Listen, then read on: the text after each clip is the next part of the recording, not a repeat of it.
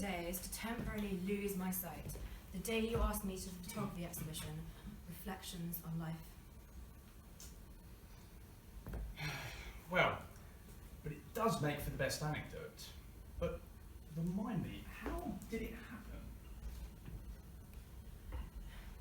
So, I opted for the Super Express tanning booth, which is, ultra concentrated UV, for the guy who wants to tan in a hurry. And I didn't hear her tell me not to look directly at the lights. Actually, I just said to keep my eyes closed. So you thought that you would tan the backs of your eyeballs as well? Go for the all-over colour, right? I'm sorry. Does it hurt much? Not much. Well. All I can see is this big purple light. That does pose a problem. Well, then I suppose I'm going to have to describe the exhibits for you, so then at least you still get part of the experience. Okay. Now, here we have what's a tree that someone has turned upside down and hung on a wall. Is it a particularly special tree? No, actually, it's fairly nondescript. No, wait. There's a label here, it says, life. Nice. Describe the tree. Well, I think it's an elm tree. No, quite possibly an oak. The bark is very textured. I had no idea you were into tree spotting. Oh. I'll have to lend you a guide to British trees and bushes if you're interested. Thanks, but no. Your loss. So, what's the next exhibit? Well, this one, we have here what appears to be some newly hatched kind of insect larvae and its parent, with the caption, "New Life." Oh, cute. No, actually it's rather gross. Looks like something out of Invasion of the Alien Body Snatchers. Lol. I'm sorry, did you just say lol? You realise that's not actually a word? Sometimes, when I'm tired, I talk in abbreviations. Hmm? Using full sentences is just a waste of time. Next exhibit, please. Well, here we have a group of lionesses who have clearly provided the male of the pack with a fresh wildebeest. Only it's not so fresh. It's like a metaphor. How symbolic of the wilds of West London. The women slave away, doing the lion's share of the work. And then the man saunters up and demands the biggest portion.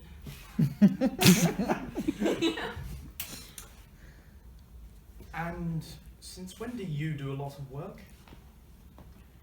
I am constantly working on myself. Plus, I'm a part-time PA, which is a hell of a lot of stress and responsibility. I'm basically micromanaging someone else's life, and I get the blame if anything goes wrong. Yes, darling, you are the picture of self-sacrifice. You even sacrificed your eyesight for the perfect tan. Yes, I'd rather not dwell on this one. The resolution is so good I can actually see the cloud of flies rising from there. Yeah, I'm starting to think it's a good thing I can't see this exhibit.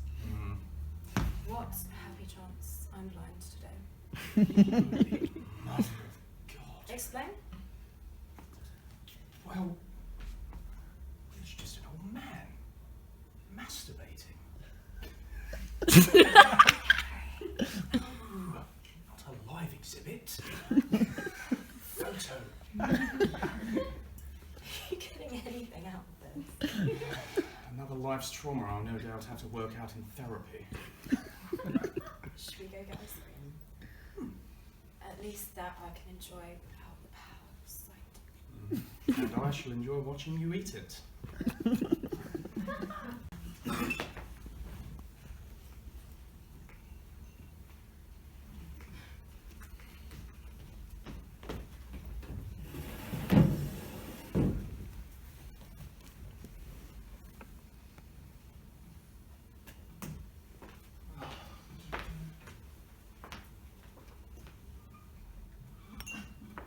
Hello? It's the police. Oh my goodness, is everything okay? Is someone I know hurt? Not the police. The popularity police. The what? Are you aware of the penalties for posting more than 10 topless selfies with less than 5 likes in total over the space of a week? I wasn't aware it was a finable offence. What about the 17 photos over a 2-week period of meals your girlfriend has cooked for you? Is there a penalty for having a hot girlfriend that likes to make you breakfast, lunch and dinner? Oh, it's not a monetary penalty. No. There are several ways you can pay. 1, seed 5 Facebook friends. 2, detail yourself from 20 photos. 3, post the following message on your Facebook profile. I'm such a worthless loser. I don't deserve my beautiful, good-natured and sophisticated girlfriend who is much too good for me. So, I'm putting my dick into a peanut butter sandwich and then I'll eat it myself. And if I choose to do the sensible thing and treat this like a crank call? We will have no choice but to seize your Facebook account and pay the penalty ourselves from among your existing connections. No. You can't do that. That's blackmail. Extortion. Yep, I'm calling the police. We are the police. Popularity police. Is this Rachel? It is, isn't it? Huh, you're not very funny. Very funny. Who's Rachel? Is she your secret crush? Tell you what, as it's your first offence, we'll let you off with a caution.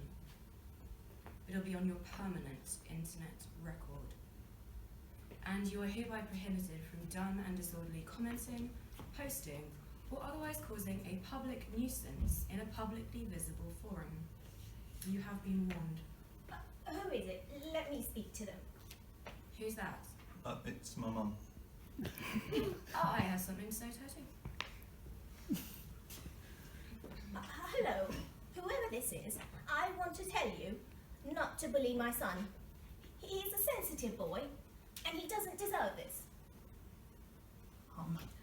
Hold on. It seems we have written here, your mother has also committed an offence. Mrs. Beep, how many times do you recall having looked at your son's profile over the past month? Well, I don't know. The figure is 77. How many times over the same period did you message or call him? 5.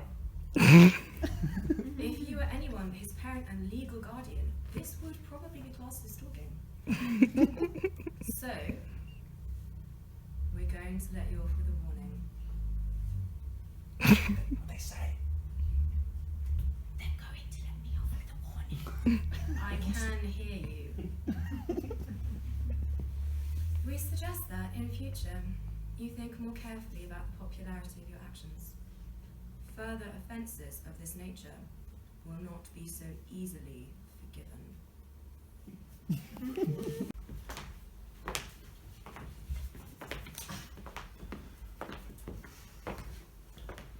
Okay guys, you know why we're here. We have a crisis situation on our hands. Emergency stations, please. Right, finger is on the red button. We are on scarlet red alert. Okay, Bryony, I think that's enough creative metaphorizing. I'm not sure it's even a word. It is now. Anyway, doesn't matter. You all know why we're here, right? The Prime Minister has been caught in the very embarrassing situation of being exposed mouth to mouth with a dead goat on camera.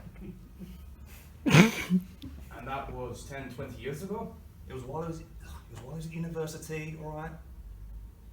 If you're wondering how old he is now, I'm not sure it's covered under the Freedom of Information Act.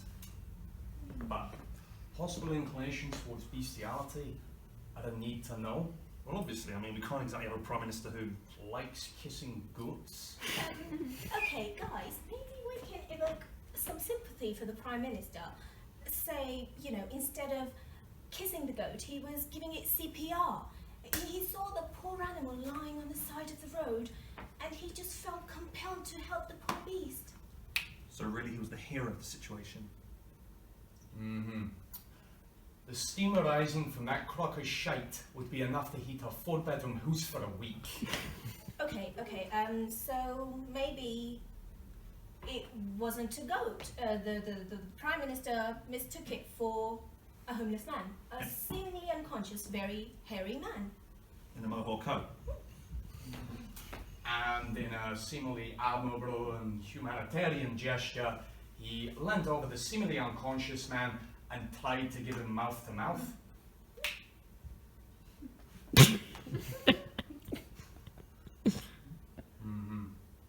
I like it. And his friends, you know, maybe thought it was hilarious and took a photo of him, and unbeknownst to him, they kept it. Brilliant. I like it. PR crisis averted. Hang on. Doesn't that make him look like a bit of a loser if you think about it? You know what, let's just stick to the real story. What? That he did it as a dare to join the members-only club of posh tossers.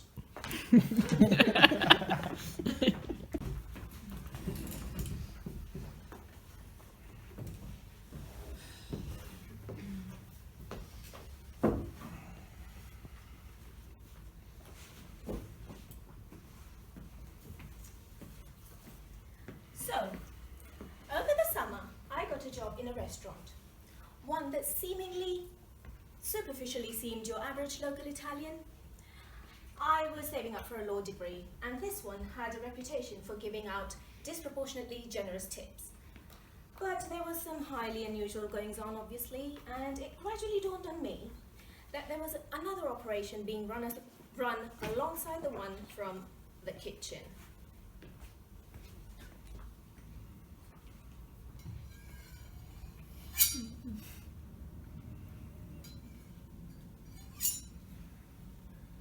If you notice the seating plan, tables 4 and 6 will have some very special customers this evening.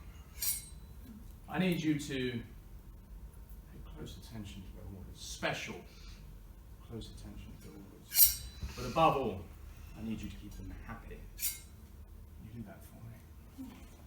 Fantastic.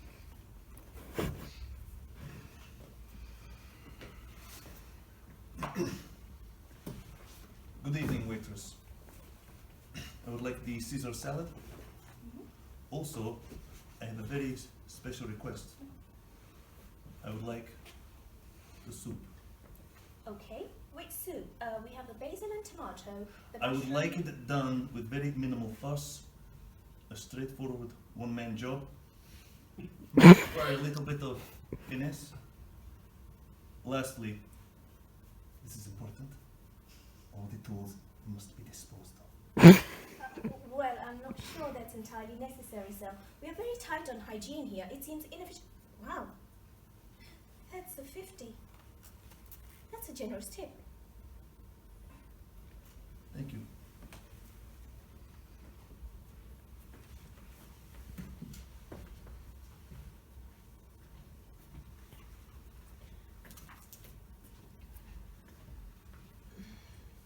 I have 2 orders.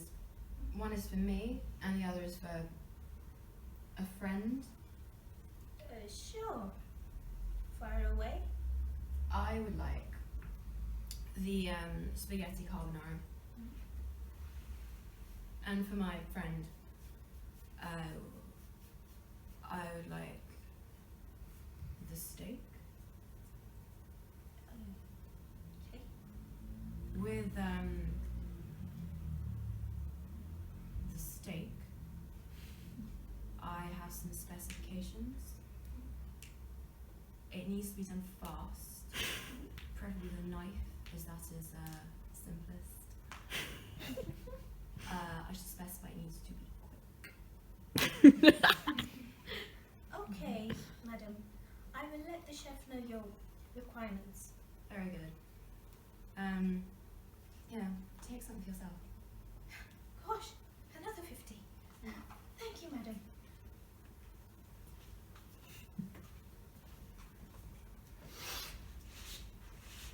Gah!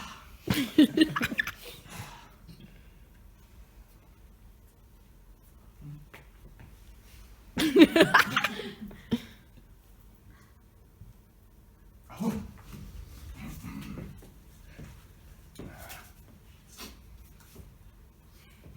I need to ask you something. It just feels like I've walked right into the twilight zone. It's like everybody's talking in code or something.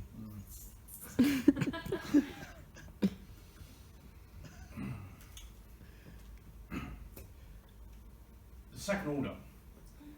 It's a very valuable customer to us.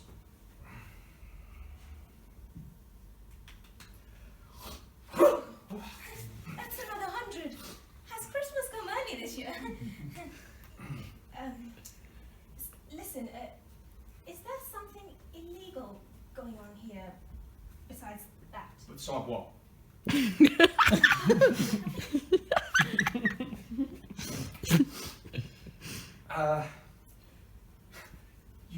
You haven't been in the hospitality industry long, have you?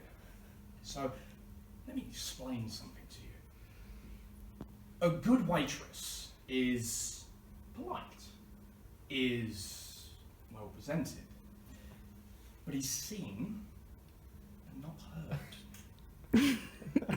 Well, I cannot honestly, in good conscience, be associated with... You want to be a lawyer, right? Well, see, law is often about compromise. Law is about the law. Listen, you can make a very lucrative living here for very little work. We don't have many clientele, but the ones that we do are loyal, and some have certain requirements. But I need you to just jot down their orders in your little notebook, little book, and bring them to me. But I can't be an accessory to... To what?